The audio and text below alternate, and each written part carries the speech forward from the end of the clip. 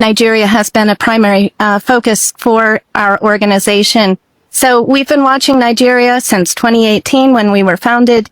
And I was in Nigeria in 2023 when our guest, Mr. Peter Obi, was running against the current president of Nigeria, Bola Tinubu. He ran this campaign that was amazing to see, Frank, across Nigeria. The youth came out in this Obidient campaign, and there were just an incredible enthusiasm for Mr. Peter Obi.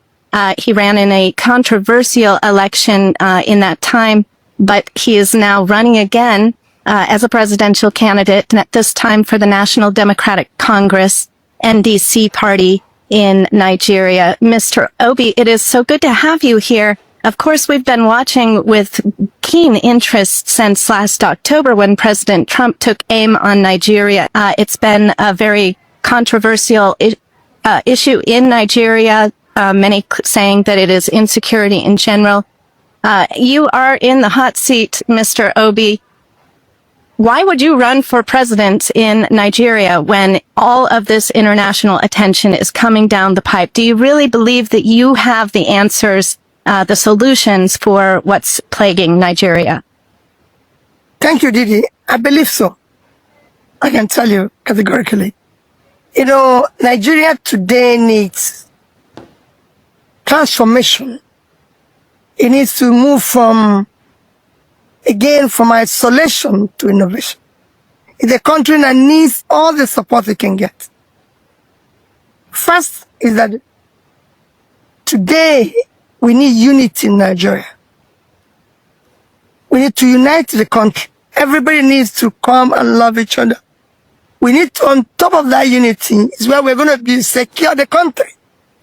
We have troubling insecurity in Nigeria, which, again, yes, people can say, oh, this person is being persecuted, or this group is being persecuted, but generally, we have a total insecurity problem, which needs to be dealt decisively. If we have a government that is committed in it, we need a government that will be people-oriented, a compassionate government that will care about the welfare of the people. Well, that is the government's first obligation, is to provide for the security and protection of its citizens. But in Nigeria, we see that the Tinubu government, in policing especially, many of the attacks that are happening, the kidnappings that are taking place at schools across Nigeria and elsewhere, we see that the police are slow to respond. When you were governor in Anambra, you were known for hands-on policing and giving police the equipment that they needed.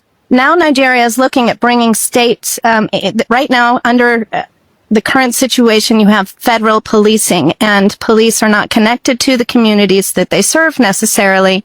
State policing has been called for and is being implemented by the Nigerian legislature.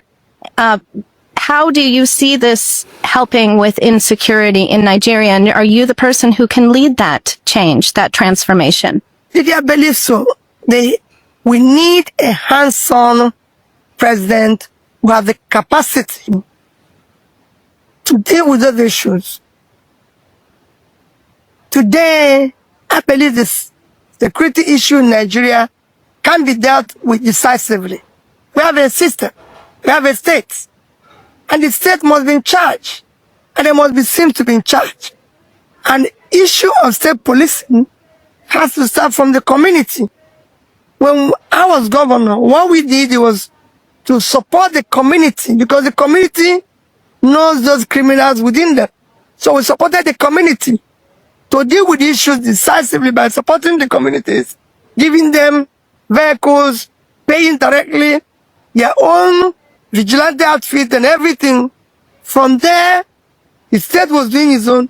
And then make sure we work with all the federal agencies to be able to secure the state. And I believe that if the president is committed to doing that at national level, a lot can be achieved.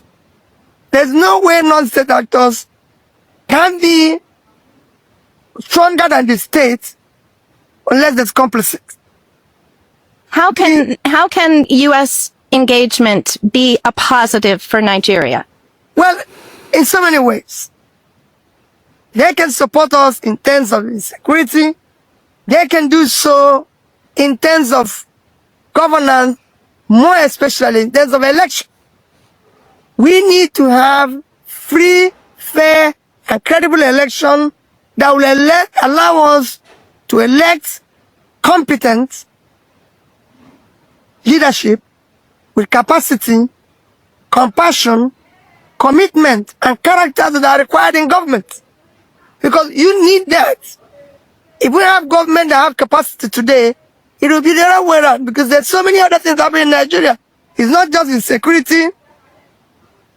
That is our problem. We have problem where we have huge number of people living in poverty, huge number of youth unemployment. So you need to have a government that is going to fight the corruption that exists today in the country, be able to use the resources of the country to invest in productivity that will unleash growth and be able to create jobs for these young people. You need to invest in education. You need to invest in health of the people. So there's other critical areas that if we have support of countries globally, we can start changing. Mr. Obi, thank you for joining us and for this sort of enunciation of a very different vision for your country than what we have been witnessing there for now altogether too long. Security, who have been suffering egregiously. For everybody, not just Christians, for everybody. Not just Christians. But I want everybody's looking for help. But especially so. We're anxious to make sure that Nigeria prospers, and it has to be recognized. Its people have to be secure for that to happen. We wish you the best, sir, and hope you will come back to us with updates on your campaign. Didi, thank you for joining us as well and making this conversation possible. God bless you both.